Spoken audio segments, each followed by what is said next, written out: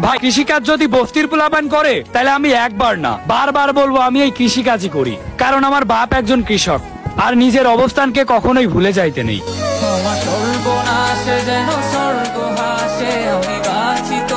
এখন তো কৃষিকাজ করতেও ভয় লাগে, না জানি কবে ব্র্যান্ডের মালের এইটাও কয় কৃষিকাজ তো বস্তির পোলাপাইনে করে।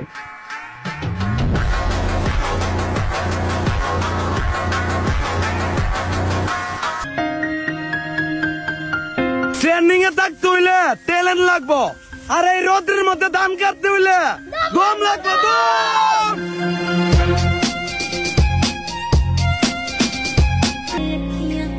গ্রামের খ্যাত ছেলেদেরকে কোনো মেয়েই পছন্দ করে না, সব মেয়েই খুঁজে সুন্দর, স্মার্ট এবং টাকাওয়ালা ছেলে। এই কারণেই তো আমাদের মতো গ্রামের ছেলেদের কপালে ভালোবাসা নেই।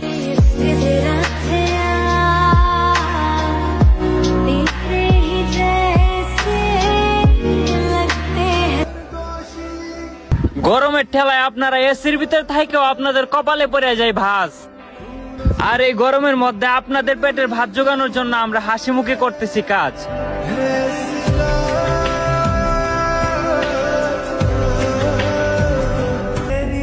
প্রতিটি বেকার ছেলেরই স্বপ্ন একদিন সফল হবে আর তার প্রিয় মানুষটাকে নিজের করে নিবে।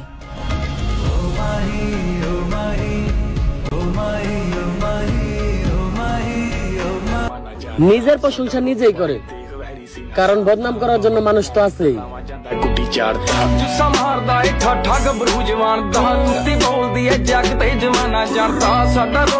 আসসালামু আলাইকুম শাশুড়ি মা। ওয়ালাইকুম আসসালাম।